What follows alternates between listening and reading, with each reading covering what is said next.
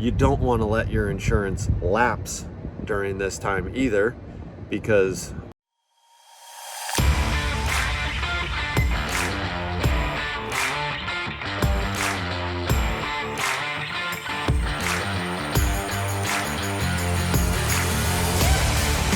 okay, what's up guys? Ryan Mahoney here with Goosehead Insurance. So we're gonna challenge the agency to dump more content into our folder there, and hopefully in the next coming episodes you'll be seeing a lot more of the team, a lot more of Blake in the vlogs rolling out too. So I think what's cool about this is that hopefully what you guys have seen over the last handful of months here is that when I film something and then it's put into the vlog, there's basically certain clips that are taken out of that, 30 seconds, minute and a half, 2.5 minutes, that I can use on Instagram, Facebook, LinkedIn, and it's not the whole complete vlog episode, but it's a highlight of that. So one of the people who does that really, really well is Joe Rogan's podcast out there. So if you notice, he'll do like a 50-minute conversation with someone, but then the vast majority of at least what I listen to sometimes when I go there is like a 3 to 5 minute clip within that episode. The cool thing is that if you're out there trying to pump out more content, what's worked for me is filming myself every day. Once I got over the fact of like that what I did seemed normal to me and I would hesitate to even talk about that. So I basically just started talking about what was happening every day on a daily basis. There's actually some good stuff that comes out that will help people, because at the end of the day, people have a lot of questions around insurance and we're able to answer those. We do answer those on a daily basis. So going back to kind of the content, if you need any help or things to focus on to get you started, just start talking about what people ask questions about. So what's a deductible? What's my hurricane deductible? What's water backup? What's replacement cost? What's the difference between replacement cost and market value? Why is my coverage $300,000 when I'm paying $500,000 for the home? There's all kinds of things out there that you can start. So don't be shy, and it'll come back around. I think I've noticed it. Our cadence has definitely picked up this year, where what's really cool lately is I'm running a lot of the clips out across Facebook, Instagram, and LinkedIn, and then a week or two later, the vlog rolls out, and the vlog has those clips in it too. So it just depends where people see your video. Not everybody sees it on Instagram, not everybody sees it on Facebook. The repetitive kind of message out there is never a bad thing. Anyways, I hope this helps. Let me know how you're doing out there. Let me know if I can help you along the way. I hope this brings you some value, and we'll see you soon. Okay, what's up friends? So a little off the subject of insurance, but figured I'd give you guys an update on our garden. So in between storms here, but we got some stuff growing. Got some peppers, cucumbers, some flowers, and maybe some carrots up here. So we are just about over 1 week, and it's coming along pretty well. The cool thing about this little garden tower thing here is that you can put compost, your greens and browns in there, and then I did order some worms that you put in there, and then it's basically a natural fertilizer, which is super cool.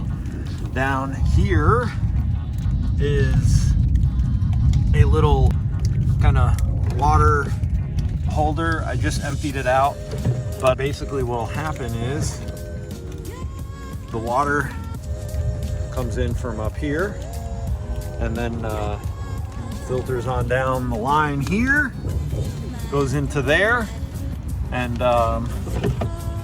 basically the water is all nutrient filled, so we can use it to put it back up there, and it kind of self-sustains on its own there. So the idea is that everything's reusable, and the garden and everything we plant in it is getting the best nutrients from it all. So pretty cool.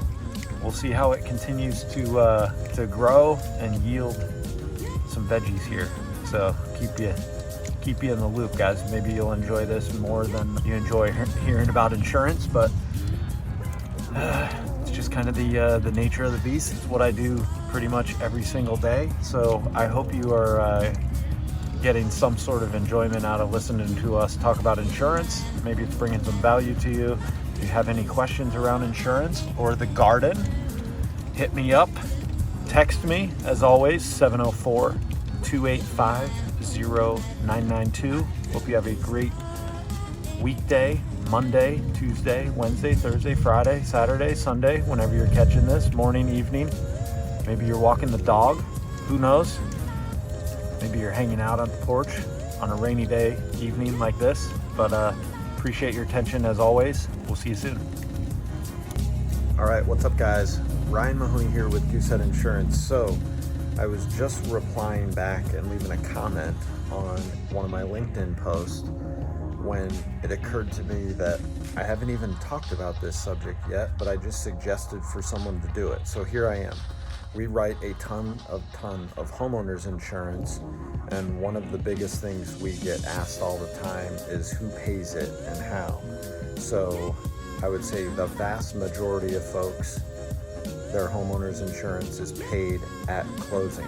So basically that means that their mortgage payment includes principal and interest, taxes, and insurance. The escrow account, or what I just like to call a savings account, is where your taxes and insurance get paid every single year. So the reason they pay your homeowner's insurance at closing is because as soon as you start making your monthly mortgage payment, they take a little bit of that money out, put it in your escrow account, so that the following year, when your insurance renews and the bill goes out, they've got the money set aside and they pay that for you. They do the same thing with taxes. So for most of you, when you hear escrow, it's just a savings account that the mortgage company uses to pay your taxes and insurance every year. So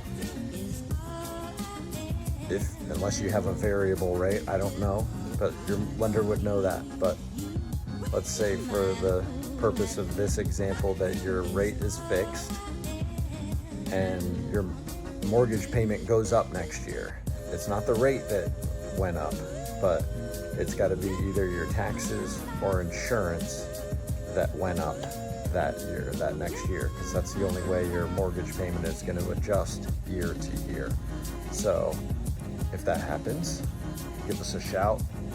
We'll let you know if it's on the insurance side, and we can always reshop it. But it's more of an impact here in Florida, where you start to see rates going up $600, $1,500, $2,000 a year, where it becomes very, very noticeable. Most of the other areas we write in, it's the insurance side of things is not going up that much a year. But anyways, I hope that helps, guys. Escrow accounts, you hear it often. I'm sure all my lenders, they talk about it quite often too. And we talk about it almost all the time after we write a homeowner's insurance policy. So anyways, there you go. Paying attention. Look at this guy over here. He's ready. About to get it popping in here. I'm gonna send this to Brad. Brad, this is what happens when Chance goes to Texas for a couple of days. Comes back all fired up. Let's go.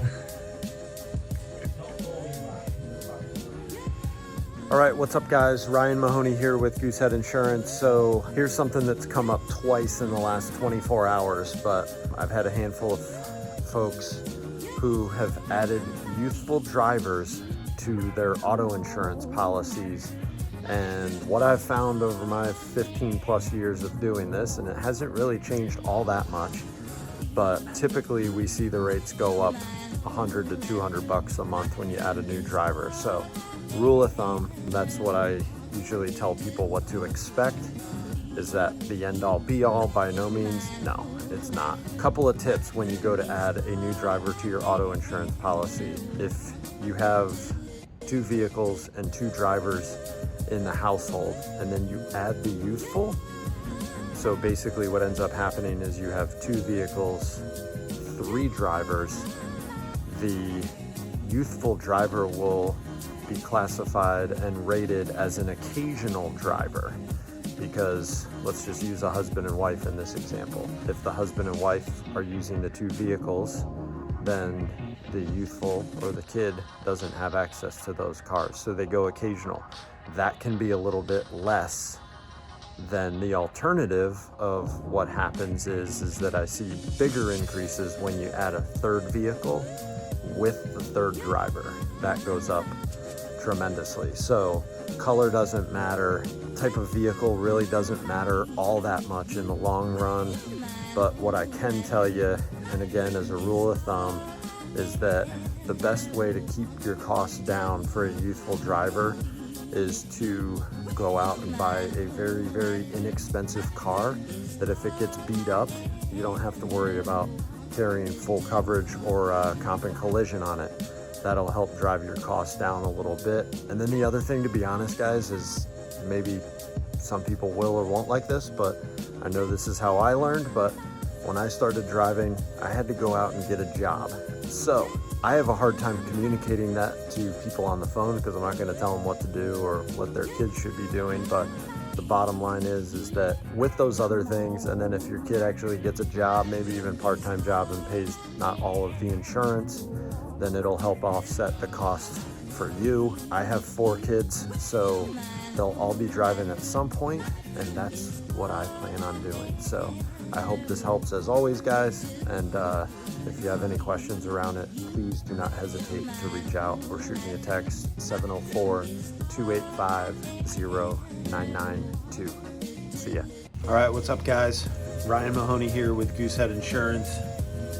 Leo, I'm here with Leo today. You say hello, bud? Look. You say hello? No? All right, he's being shy. Kind of a slow day on insurance, leads, and whatnot, but I had a really, really good conversation with another agent in the industry who's looking at the opportunity to maybe open up a Goosehead agency. But anyways, we talked a little bit about leadership and how when you no longer trust the leadership, that there creates a huge disconnect, and it makes it extremely difficult to continue to work for that company. So I think the moral of the story there is that it's a good thing for me to think on as me and Blake continue to grow our agency and hire new folks into our agency, is that the relationship has to be like everything else out there. They have to trust you, trust your leadership. I have to be there for them. I have to live up to what I promised them, support them, and guide them accordingly. So you just can't break the trust. It's one of those things that gives people a reason to look to go somewhere else. I've probably said this many of times before, but at the end of the day, when you start hiring, those people do not work for you, you work for them. That helps me, changes my perspective tremendously, because me and Blake put it on us to make Jake and Karen and soon Matt, give them the ability to be successful in our model. So, Leo has something to say. Buddy. Okay. Anyways, so something to think about, guys. Be there, support the folks that you hire, or surround yourself with a group of people that you can trust and will guide you in the right direction. They'll shoot you straight. May not be the things you want to hear, but the things you should be hearing. So anyways, what's your thoughts? As always, would love your comments. Hope you're doing well. That's my takeaway for the day, and we'll see you soon.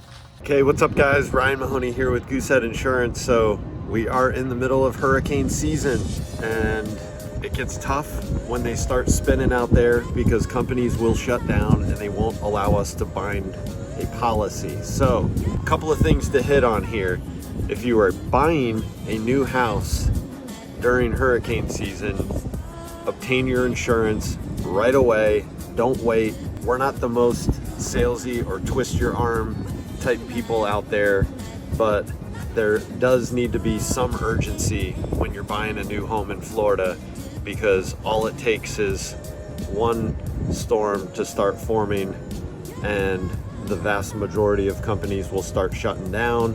It can delay your closing. It just creates a lot of stress and headache. So have a little bit of urgency there to put your insurance in place.